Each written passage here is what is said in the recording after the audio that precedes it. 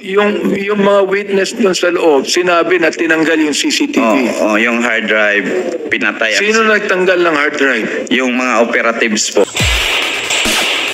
are lying! Tama kayo, sir. You are lying!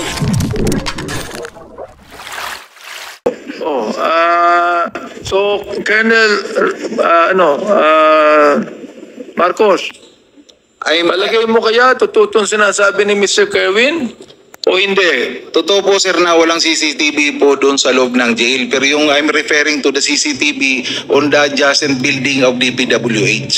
Yun po yung kinuha po na So CCTV. doon sa pagpatay mismong lugar, Mayor Espinosa, iyong binabagit na totoong walang CCTV. Wala pong based doon sir sa investigation sir ng IAS kasi nag-conduct sila ng investigation doon sa area na find out nila doon sa logbook ng Baybay City Jail that the CCTV was under repair sir. Nasa logbook po yun sir. Okay. Kaya po wala pong CCTV sa loob. Okay, ngayon, Colonel Marcos, ilang pulis ang dapat humuli kay Mayor Espinosa? Ilang pulis ang pumasok doon sa selda? I believe sir 19 kami pero yung pumasok sir isang team lang. Nasa labas po kami. Nandun ka? Nandun po ako sir. Sabihin, ikaw ang leader. Yes sir. I supervised the operation sir. You did. No, 19 ang pulis, pero yung pumasok ilan? Around 7 sir.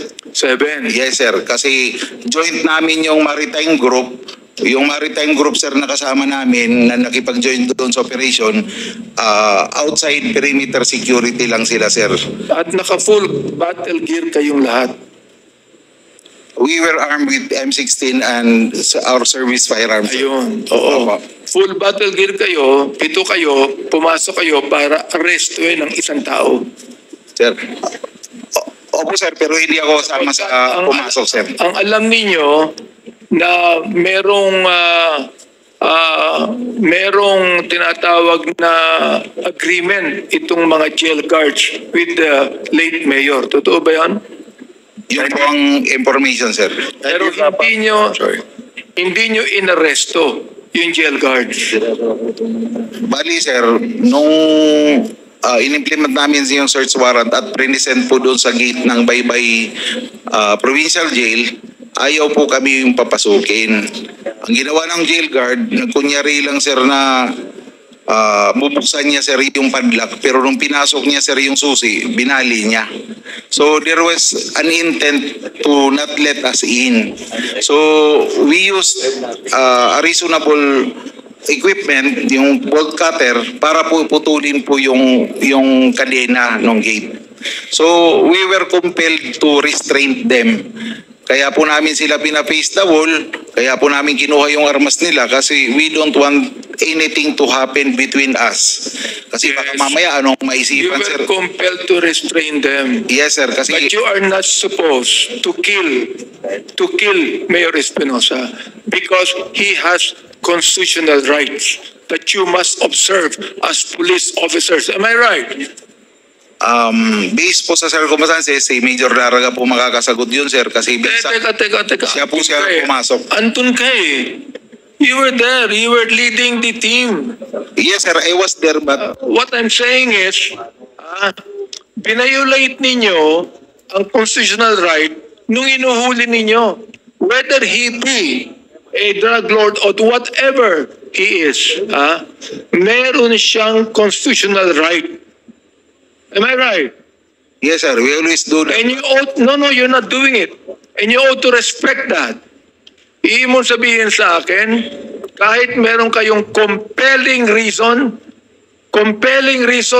to have a search warrant, that you should respect the constitutional right of any person because even a suspect is presumed innocent until proven guilty. Am I right?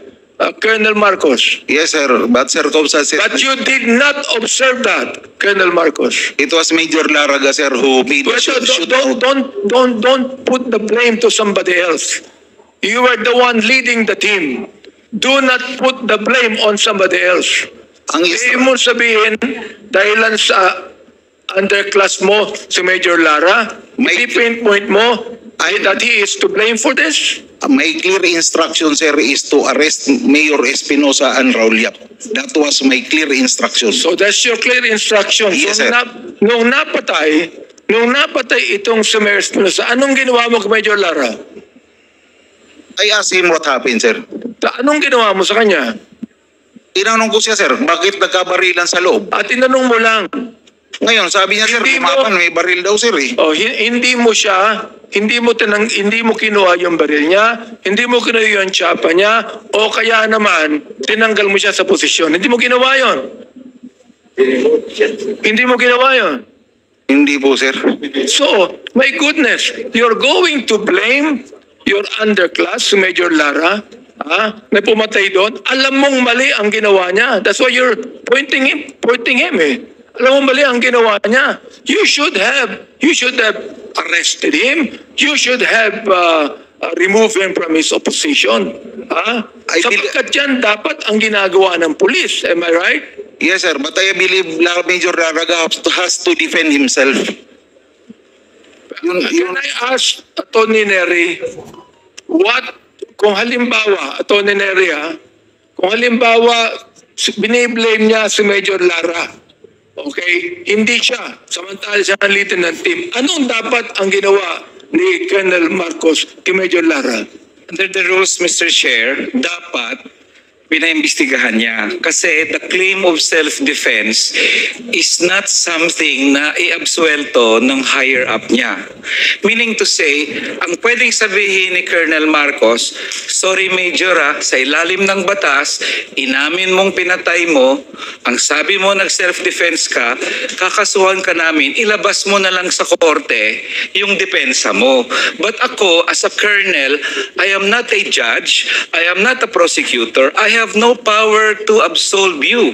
So there is already probable cause, Mr. Chair, na may nangyaring pagpatay. Inamin, Mr. Chair So kasuhan mo na lang. And that's the DOJ opinion in many instances of claims to self-defense. Kasi otherwise, Mr. Chair, kung ang isang koronel o sino man ay magsabi, self-defense pala nanlaban, okay, di ang mangyari sa buong Pilipinas, Mr. Chair, ganon-ganon na lang, na anybody can just claim self-defense. But the rules and the laws require that the PNP should file a case against any of its officers, inquest nga, Mr. Chair, under the rules of engagement, and let the defendant answer the accusation sa court, and if na-prove niya na self-defense nga talaga, then he could be acquitted. But the colonel or the general or Senator Bato or anybody, even the president, cannot absolve any police officer who killed somebody on the mere say-so of that police officer